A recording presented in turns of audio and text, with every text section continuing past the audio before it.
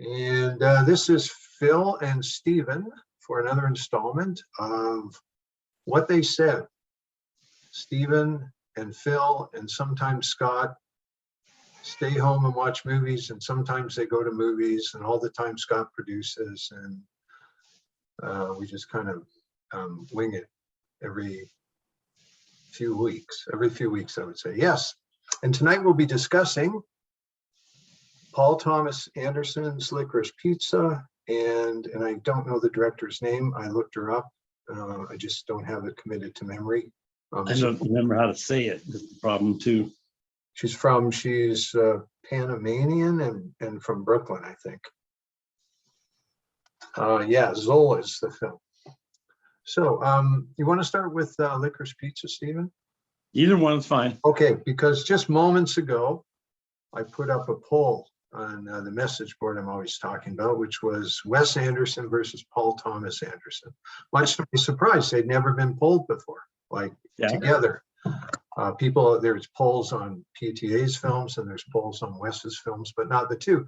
And they do, I mean, they just will forever, rightly, wrongly, fairly, unfairly, exist alongside in my mind because, as I mentioned in the intro to the poll, they came along at virtually the same time, mid-90s. They both made one film that didn't get a lot of attention, Bottle Rocket for Wes and Hard Eight for Paul. They both had a major breakthrough with their second films, Boogie Nights and Rushmore. They share a surname, and they have, I'm going to do Al Franken here. They have been written about many times by me, Phil Dellio. There we go. So, they're just always side by side. Now, at this point in my life, I have a marked preference for Paul Thomas Anderson, and, that's not unqualified, believe me. Lots of flaws, but I still look forward to his films. I'm still mostly with them, whereas Wes Anderson, I've hated the last two so much, and I'm just completely lost with him. So just by way of general introduction to Licorice Pizza, Paul Thomas Anderson's newest film. Well, I have, you described a lot of how I see them both. We'll get Wes out of the way quick here. Actually, I didn't like Bottle Rocket either, but I didn't see it at the beginning. I like Rushmore. I saw it after the fact too, and was a little. I like Rushmore, and then it's not that I hated his movies. I found myself cutting and pasting after a while. Whenever I'd write about one of his movies, I could just cut and paste out of what I'd said before. Very quirky, blah, blah, blah, and 6 out of 10 or whatever. So it's not that I hate him. It's just that I don't care. Whereas Paul Thomas has, you can't accuse him of that. You can't cut and paste the Paul Thomas Anderson movie. No, and it's skipping my mind at the moment. There was one I didn't like. But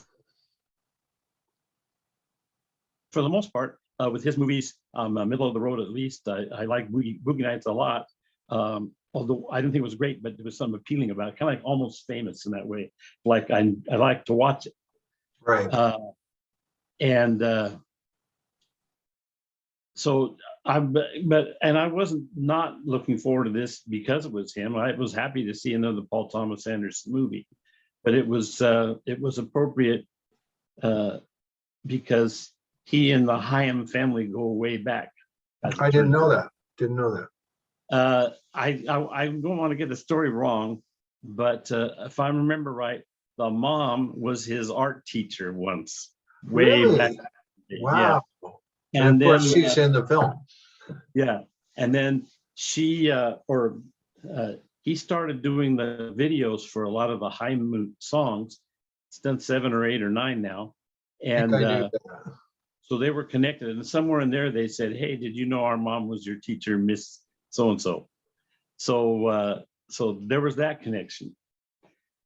I have to say, looking at the videos, he makes some good videos, but I don't look at them and say, one day he's going to pick Alana out of those 3 and he's going to use her in a movie.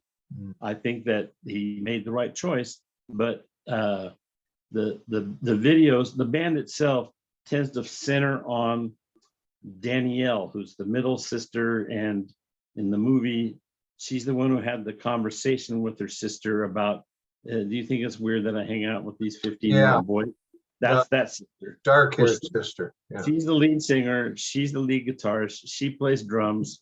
Oh, they all play drums, but she can play drums with the band or with other bands. Anyway, they insist, and rightly so, that they're a sister group, that they're a group. They're not a person. But she's the one who is mostly focused on in the videos, just because she's usually doing the singing, if nothing else.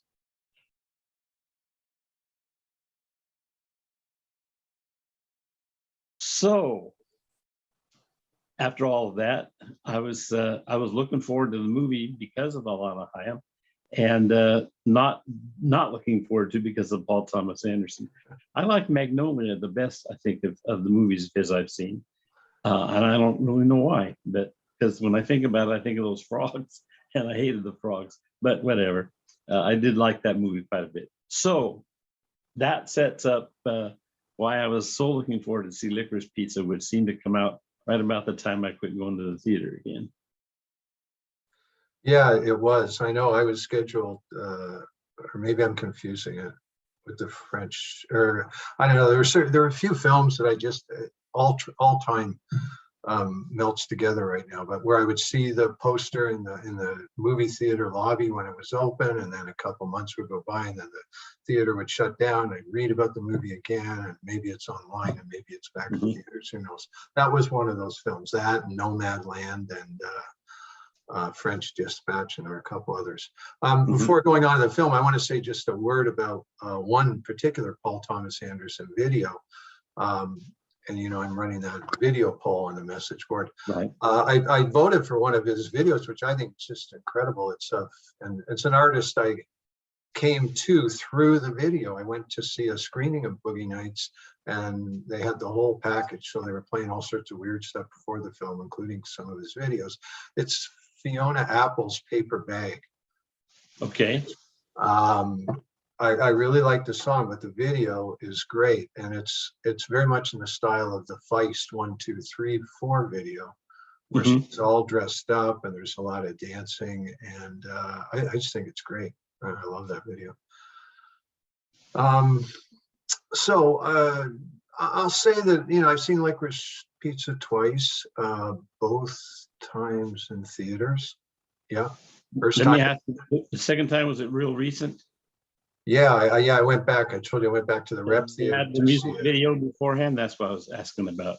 No, the music. You're talking about the Fiona Apple? No. Hayam's got a new music video, and No, they didn't play it. Showing in, actually, we went because we only went a couple weeks ago. It was showing just before the movie started. Oh. And then a week or so ago, it came out, like you can watch it on YouTube or whatever. So it's fine videos, nothing really special about it. But okay, I like the idea that it's like a short subject. That wasn't just a preview. Yeah, but it was like, oh, before the movie, here's a little video you can watch. First time I saw it at the Cineplex chain. Second time was at a rep, and they didn't have the video, but what they did have beforehand was a Spotify playlist, or at least a playlist of about 10 songs, which were, I think, all either Hayam or like a song from Boogie Nights. So it was very much geared towards Licorice Pizza. So first time I came away feeling mostly positive, not overwhelmed, but I disliked Phantom Thread so much, and that was his last film, that to me it was kind of getting back on the right course again. But I got to say, the second time it didn't really hold up. It's a very slight film, which I'm sure he'd admit, and he probably considers that one of its virtues. I made a bunch of notes. To me, the biggest issue with the film I have is, and if you're a big Hayam fan, you won't like this. I don't think either of the two leads can carry a film. I find the guy who at first I thought was Tony Soprano's, James Gandolfini's son. Right, having seen The Saints of Newark, they look so much alike, the two actors. I found him really annoying, and I just didn't find her charismatic enough, or just to care, to be the romantic lead in this film.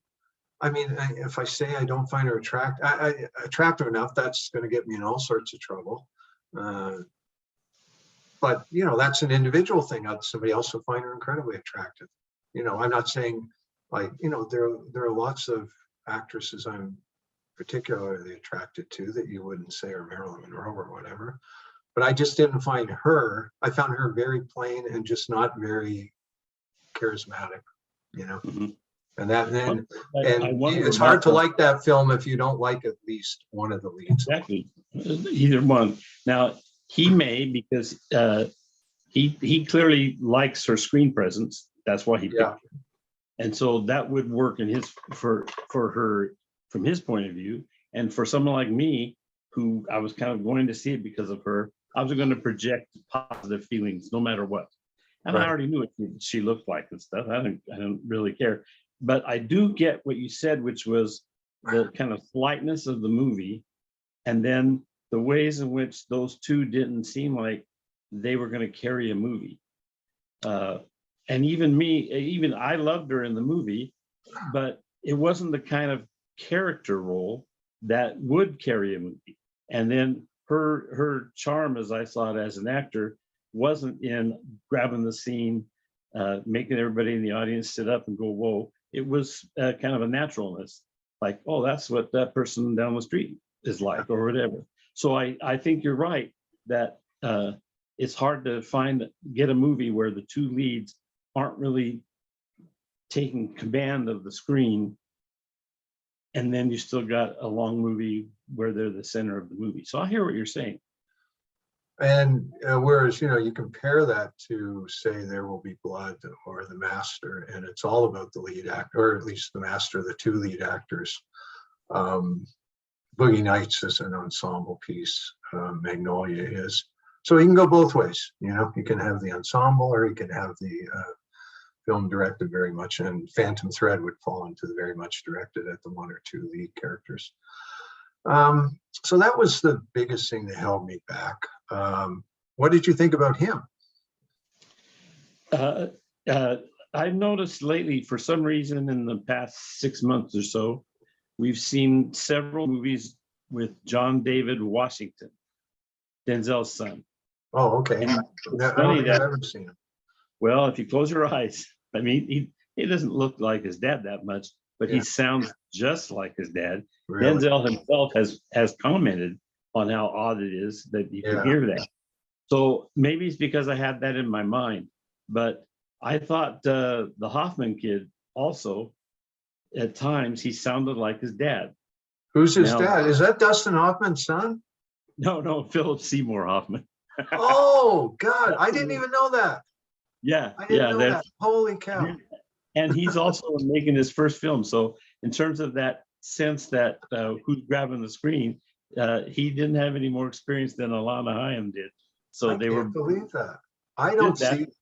Wow, I'd have to. Now I got to see it a third time to see if I can hear. Well, watch a topic or something, and just close your eyes and see if he has a little bit of that dad. Yeah, but Philip Seymour Hoffman was in a lot of Paul Thomas Anderson movies. There's at least three.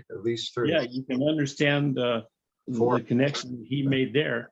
But there you have the two leads have never really been in a movie before to speak of, and they're the two leads. So that's asking a lot of an audience. And while I didn't dislike him as an actor, I didn't come to the movie rooting for him the way I did for her. So I liked her, but his character, since I thought I don't like the character anyway, so he didn't charm me into liking the character. And I honestly, at the end, for another reason we'll talk about in a bit, but I didn't want them to get back together again, or to get together again. They hadn't been together. I didn't want them to get together. Okay. I wanted them to go off their separate ways, and she became this memory for him, and vice versa.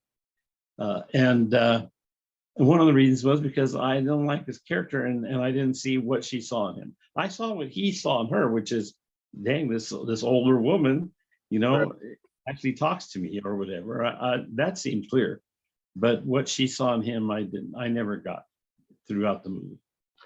If I were to compare him to another movie character, oddly enough, it would be to a Wes Anderson character, even though they're so different in many ways, but he's kind of like Max and Rushmore in that he's just this guy who's always, scheming and planning and on the go.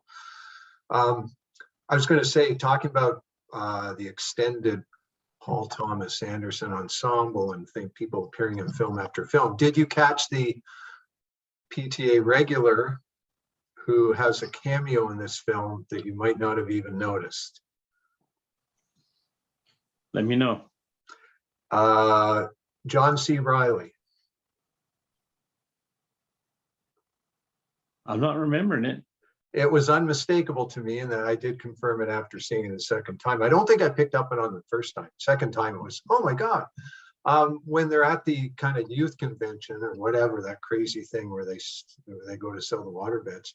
I remember Herman Munster over at right. He says something, and that's John C. Reilly. The voice is the voice is unmistakable. Okay, I definitely remember the actor. So he was playing Fred Gwynn, I guess.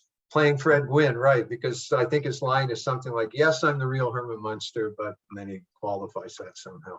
And it did make me think. I don't know. Are you a fan of, or even seen the show Curb Your Enthusiasm? I've always meant to. I enjoyed the one or two episodes I watched, and probably saw bits of others, and I plan to watch it someday, but no.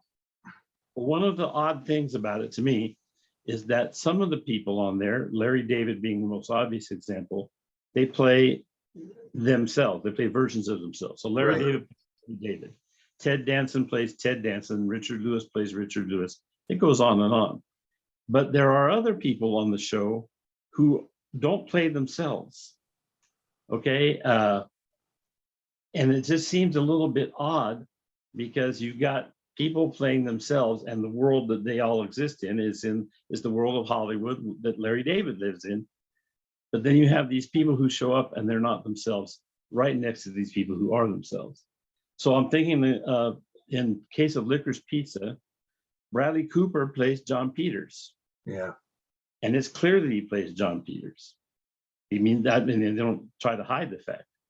But then there's the scene with Sean Penn and Tom Waits, and I only know because I look. Okay, Sean Penn looked a lot like William Holden. I think they really did a job of that, and I think his name was Holden even it was, and he met, and his big film was not The Bridges of Tokyo Re, but a variation on that. Yeah, and then Tom Waits was Sam Peckinpah, and I didn't exactly get that until I read about it. Tom Waits was Peckinpah. I didn't get that either. I had no idea. The name of the character was Joe Blow. I mean, it wasn't. Yeah. That's what I'm saying was odd.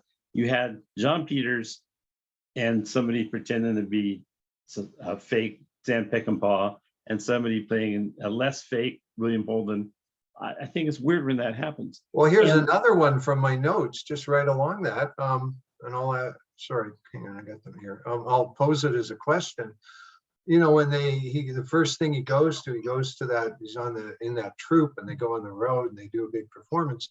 And the character's name, the woman that gets angry at him, her name is Lucy Doolittle. Was she supposed to be Lucille Ball? Because the song that the troupe sings is called Yours, Mine, and Ours, which is the name of a Henry Fonda Lucille Ball film. Right. Now, I don't remember the song off the top of my head, but that could go either way because of the way the movie. It's not confusing. It's just a fun thing as far as I'm concerned. But yeah, I don't know who was supposed to be whom. I think that the gay politician. Yeah, is he based on a real? I think that he was closeted, and he was. Yeah, he was. But is he a real person, or? I think he's a real person because I have a tendency sometimes to read the headline and then move on. Then so there was a headline, something about why he agreed to be him. No, he didn't play himself, but why he agreed to let himself be a character in the movie as a closeted guy. Now, don't hold me. Anybody have watching on YouTube? I'm just trying to remember if that was true or not. Now, but, do you know who I didn't know this till somebody pointed out. You know who the actor who plays that character is? That's one of those brother guys who makes Uncut But- Gems, one of the guys that made Uncut Gems. Yeah. They're brothers, aren't they? I think they're Safdie, brothers. yeah, one of the Safdie. I think that would be the name, Safdie brothers. You know, it's sometimes you see like some directors, you know that people just want to work with them. Actors do, because I want to be in their movies.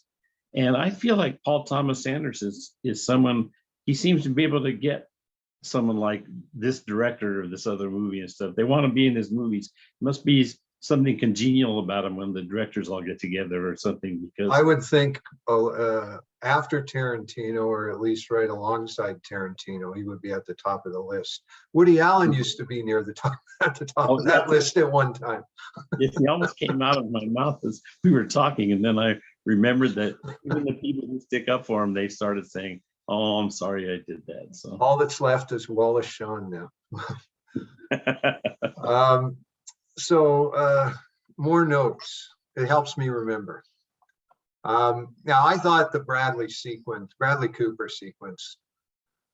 First of all, the Barbara Streisand joke was ruined for me because I saw, it's in the trailer, which right. I already knew the joke before I saw the film. Second time, it just seemed interminable. Like that whole sequence, like what is, just so he could have the whole thing about the gas shortage, or was it there because he could have this truck, turn it into Diabolique, where he got this perilous journey down? I didn't get the whole point of it. Well, I think because I felt it was a little long, anything that didn't seem necessary, that's what I know. I wouldn't notice.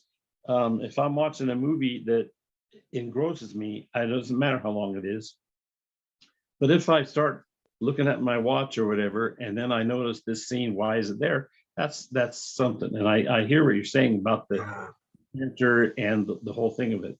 Now, I want to ask you something that maybe you know this. I don't. Does Paul Thomas Anderson cut his own trailers? You know that. I suspect he does, because I think he has a hand in the editing. He's like a totally hands-on guy. I should just correct myself. I said Les Diaboliques. I meant to say Wages of Fear. Anyway, my guess is yes, he does. I'm just guessing. Okay. Then one of your things you'll want to do when we're done with our thing today is go watch the trailer for Licorice Pizza. First of all, it's brilliant. I love the trailer. The trailer got me really interested, excited about the film. I thought it was a great trailer. And if you think of it as not just some studio putting together a couple of good scenes, but somebody he's made a little movie. That's what he's done. Yeah. And so he's got Life on Mars as the theme, as a song for the trailer. And he matches the things that he shows in the trailer to the song. To the rhythm of the song. He had them running right on cue, where the song has this part where it just really opens up. Yeah, it says directed by Paul Thomas Anderson, and Bowie sings, the film was a bore, whatever the line is for that, saddening bore, directed by Paul Thomas Anderson. It had that kind of stuff. Yeah. Now, what I'm thinking is, because he clearly, or if it wasn't him, but I think it was, took so much trouble for that trailer. It's also interesting that there's stuff in that trailer that happens sometimes that's nowhere in the movie. Bradley Cooper. He's doing that. Yes, that's not the movie. I know. Yeah.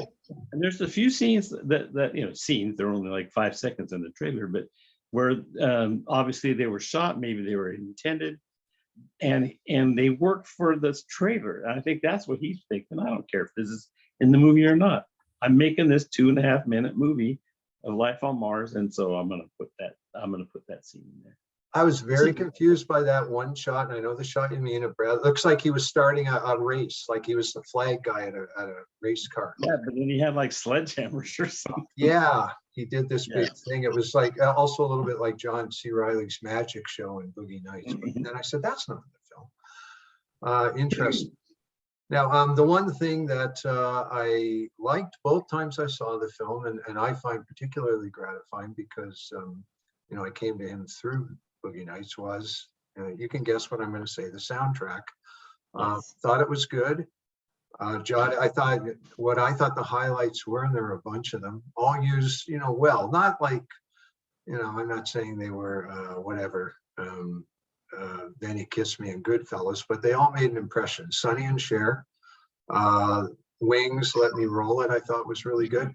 There was a Mason Williams version of Greensleeves, the classical gas guy. I think that might be the best thing in the film. Clarence Carter's Slip Away. And then two weird ones. Blood, Sweat, and Tears are generally awful. And there's a song, Lisa, that works really well. From 71 too, like when they're really into their overbearing phase, but it's just a kind of a nice song. And then the weirdest thing, I'm sure you'll agree, it's just not a Paul Thomas Anderson kind of song, but it was great, was the Doors' Peace Frog. But to me, that tells me he's very thoughtful about what music he uses. Oh yeah, he's good at using it. And so I know what you mean. It's like, this didn't seem like something he would use, but why not use whatever worked? And he's got a good knowledge and taste of music. So yeah, I'm not surprised at that. But he's had so many films in the intervening years where music, just at least pop music, did not play a part. There was a little bit in Magnolia, but then you've got Punch Drunk Love, not much. Obviously, it had no place in There Will Be No Blood, no place in Phantom Thread, no real place in The Master, a couple of 40 songs. So it was just nice for me to have him go back to that. What else have we got here? Soundtrack, Bradley Cooper. I didn't particularly like Sean Penn. I found his performance just kind of, I didn't even, believe it or not, this is, you're gonna laugh, hard to believe, I didn't even know it was him the first time I saw it. I just, if I had taken a second to really look at him, but he's obviously, he's older now, and it just seemed, there's something about the performance I didn't particularly like. Thought the restaurant scene with the closeted mayoral candidate was very good, especially his partner, who was just being so shabbily treated. What did you think about? I changed my mind on this the second time. The first time I said, God, that's appalling. The second time, I can't believe it. I said, it is kind of funny. It's just so bizarre. It was the restaurant guy with the Chinese wives. Like it was right out of Breakfast at Tiffany's, Mickey Rooney. And I kept thinking of Kale saying, what a nervy performance. First time I said, I can't believe he's doing this in 2022. Second time I said, okay, it's kind of audacious. Well, it's I think when I wrote about this movie, I think I talked about some of the other things that bothered people, and I said, honestly, the thing that bothered me the most was what you just said. I can see that. It bothered me a lot the first time. After the fact, Paul Thomas Anderson seems confused that anybody was bothered by it. He thinks, well, he thinks the guy who's doing the fake Japanese accent is clearly, he looks like an idiot, and that's what we're supposed to think. We're not supposed to think, oh, isn't it funny? And we want to do that too. We're supposed to think this is evidence that he's a moron. But I thought it played like a comedy scene, as you say. And so, yeah, the first time it happened, my wife and I we're in the theater, and it's like, what the hell is this doing in this movie? And then it happened again, a second time, and I think it's when he says something like, "Don't ask me, I don't speak Japanese." I'm like, whoa! And again, I just thought, okay, this movie's a little long. We don't need those two scenes, because they didn't, as far as that went. So I thought they were bizarre at best and oddly racist for no reason that I could think of. Like, what is he? Why? I was very, very surprised, let's just say. You're sitting there, you're thinking, what year is this? Like, is this 2000? What am I watching here? And then, however it was intended, anybody Chinese is going to be deeply offended, But I could see, at least, like, I'm not defending it, don't get me wrong, but I could see the comedic element. I found myself kind of, it was so bizarre that I was a little more receptive to it the second time. Let's leave it at that. Unlike you, I like the ending. I like storybook endings. And I liked that they ended up with, I thought the ending was one of the best things about the film. I didn't have a preconceived idea about whether I wanted them to end up back together or not. And obviously we haven't even talked about, there is a certain, I don't know if there's controversy about the film, but because of the age difference, Yes, there is. He's only 15 or, I've been saving up for that. yeah, like you could, obviously you aren't making that film if he's the 25-year-old and she's 15. You know, so I like the ending without really bringing that, without thinking about that.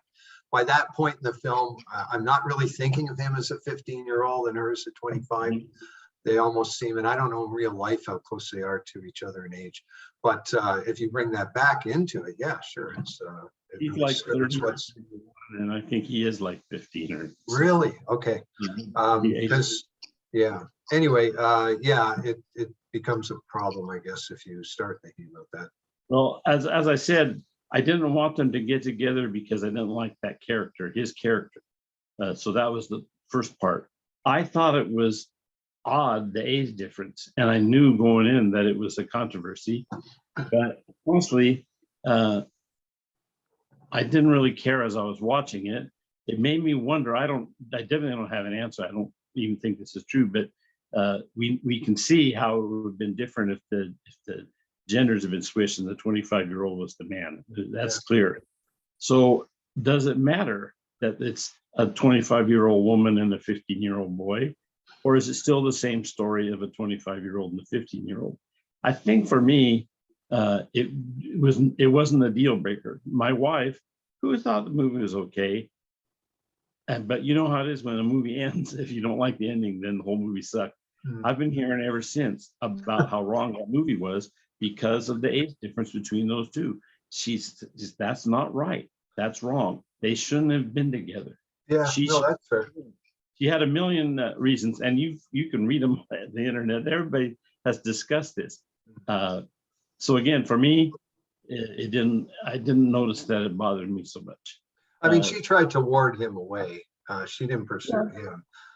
She said, you're 15. We can't. What are you talking about? It's crazy.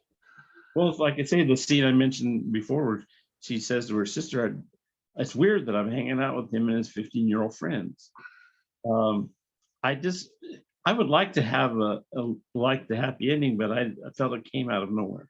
I wasn't prepared for her to have made a big step where she finally realized that she felt connected to him in some way. I believe it could have happened, but I didn't see it in the movie. And for that reason, I basically thought you could do better than him. Come on. He kind of catches her on the rebound after she's so poorly treated by the Sean Penn character. Yeah. So last thing I'll say, and just maybe as a summing up, I think, he's obviously trying for something kind of, I wrote ambling and light. I don't know if that even makes sense, but like a film that would be on the second half of a drive-in double bill in the 70s. And my guess is that if you started looking around, you could find a few actual 70s films of that nature that are much better, or at least better, maybe not much better. I Googled 70s teen comedies, and you get stuff like American Graffiti, which is a whole other story. But then the three films I jotted down that might be comparable, and I haven't seen either three of them, would be Corvette Summer. I think that's with Mark Hamill from 78, Van Nuys Boulevard, and Malibu High. I think he was kind of trying for one of those films, which probably, he's a little bit like Tarantino, probably made a deep impression on him at a young age or as a teenager. And that's what he wants to do now. How about Valley Girl, which was 80s, I think. Yeah, Valley Girl, very much so. And Fast Times, both of them come a little later. This is very much a 70s film. Well, and for me, this is very much a Valley movie. Yes, because that too, yes. From the Valley, and a lot of their videos, one of their most famous videos that he directed, my cousin who worked as a gaffer for many years, and he loves this video because it's a single take video with a crane shot.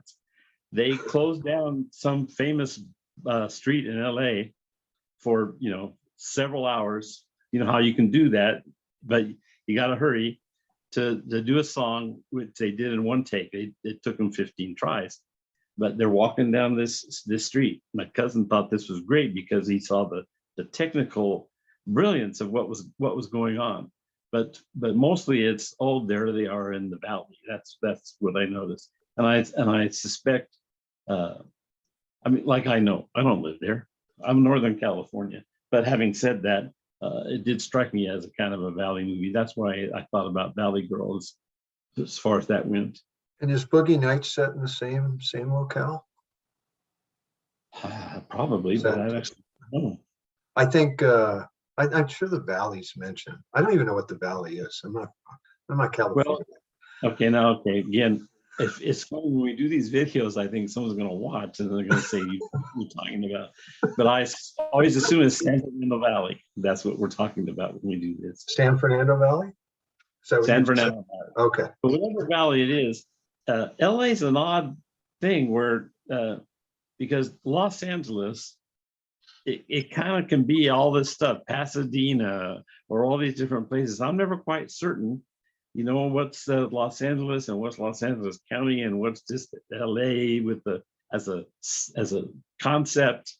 I don't quite get that. Up here in San Francisco is San Francisco, and then there are suburbs of San Francisco, but you don't take any of those suburbs and think of them as just a big San Francisco. Oakland, which is just across the bridge from San Francisco, is not San Francisco, and no one thinks it is. So as far as that goes, I want to bring up one thing before we're done with this movie, because it's maybe her greatest accomplishment. I don't know if you knew this or not. Alana Haim, she says, "Well, I like to try new stuff." That was her driving that big truck. Oh, And no, she had never done it before. wow. She was like, can you drive that truck? Oh, well, sure. And then she gets in there, and once you know that, then you watch it.